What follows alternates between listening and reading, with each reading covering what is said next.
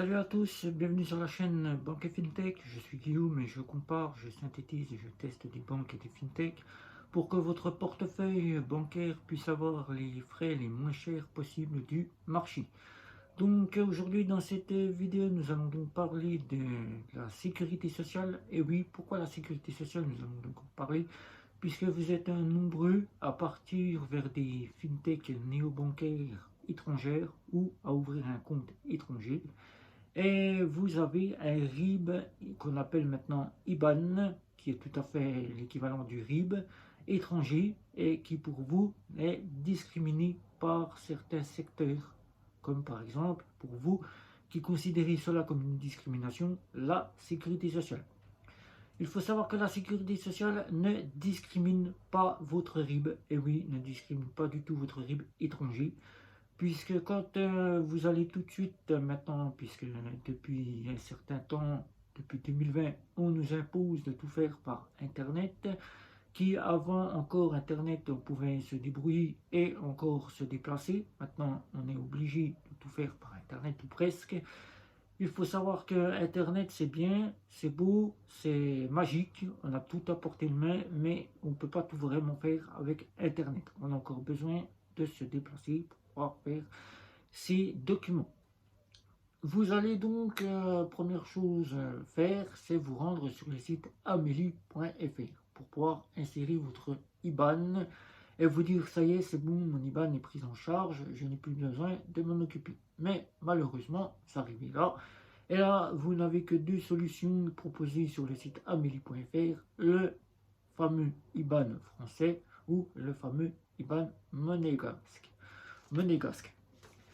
Une fois que vous avez vu cela, vous êtes tout de suite à vous acharner. Ma banque n'a pas fait en sorte de sortir un RIB français. Ma banque, elle est fautive. Ma banque, elle est ceci, cela. Ce n'est pas votre banque. C'est le choix de la banque peut-être de ne pas vous avoir fourni de RIB IBAN français ou de la néobanque telle que N26 ou Revolut pour certains qui n'ont encore pas le RIB français de chez Revolut de ne pouvoir se faire accepter ce RIB par la sécurité sociale. Là, vous ne prenez pas le temps, vous allez vous acharner sur la banque, vous allez les appeler, vous allez leur dire tout un tas de cirques, comme quoi votre RIB n'est pas accepté, qu'il est discriminé, qu'il faut faire quelque chose. Mais en fin de compte, vous ne prenez pas le temps de réfléchir et de vous dire, mais puisque ça ne marche pas sur le site internet, pourquoi je ne me déplacerai pas directement à la sécurité sociale? Un agent d'accueil pourra me donner si oui ou non le RIB est accepté ou pas.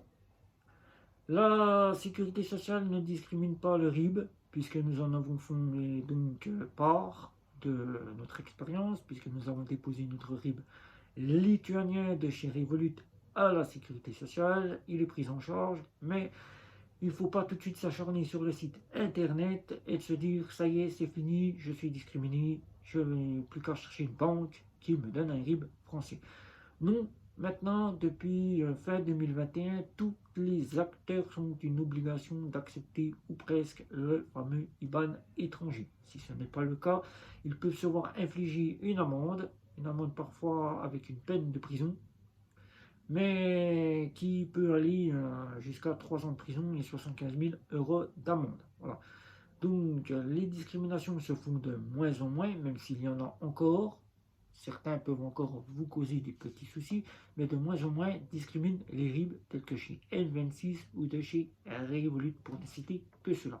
Ça peut vous arriver avec une banque étrangère, Vivid Money, ou par exemple une banque, la Solaris Bank si vous êtes à la Solaris Bank, si vous êtes dans une banque belge, vous aurez peut-être une discrimination. Si vous êtes dans une banque allemande, vous aurez peut-être une discrimination, mais c'est de moins en moins discriminé.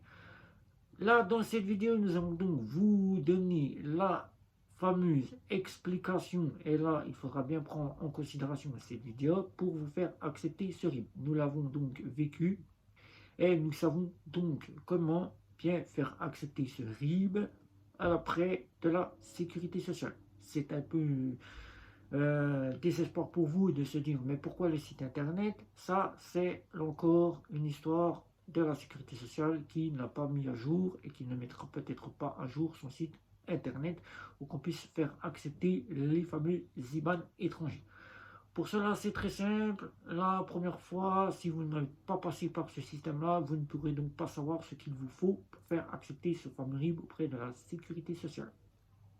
Allez déposer simplement votre RIB et vous allez voir que quelques jours plus tard, vous allez recevoir une petite lettre à la maison qui vous explique que votre RIB est bien accepté, mais qu'il faut des documents. Des documents pour pouvoir le finaliser à la sécurité sociale. Et là, dans cette vidéo, nous allons vous remettre les documents qu'il faut pour que vous puissiez partir serein sans avoir besoin de recevoir cette petite lettre à la maison. Alors, première chose, avant de partir à la sécurité sociale, puisque c'est la sécurité sociale elle-même qui va faire le nécessaire, ce ne sera pas le site Amélie, c'est la sécurité sociale. Nous répétons bien cela, puisqu'il y a encore des gens qui ne comprendront pas le système de cette vidéo. Alors, il vous faudra bien évidemment le fameux RIB de la fameuse banque ou de la néobanque étrangère, L26, Revolut, Vivid ou encore une autre banque.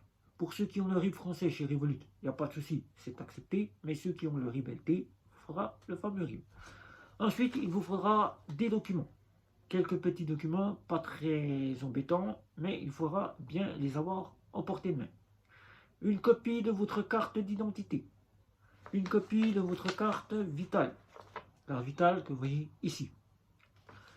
La copie d'un justificatif de domicile, c'est-à-dire impôt, quittance de loyer, EDF ou encore Internet ou facture de mobile. Vous faites une copie et vous préparez cela dans une petite enveloppe. Une fois que cela est fait, vous allez prendre une feuille blanche. Une feuille blanche, c'est-à-dire feuille comme ceci, blanche. Vous savez que vous allez marquer votre nom, votre prénom, votre adresse, votre numéro des matricules, c'est-à-dire votre numéro qui commence par 1 ou 2. Là, votre numéro de sécurité sociale, vous allez l'inscrire. Vous allez prendre le numéro qui se situe sur le côté de votre carte. Ici, vous allez l'inscrire aussi sur sa feuille blanche. Ensuite, vous allez mettre dans l'enveloppe votre RIB, qu'il soit allemand, qu'il soit belge, qu'il soit lituanien, qu'il soit toute autre banque étrangère que vous avez en possession, vous le mettez dans l'enveloppe.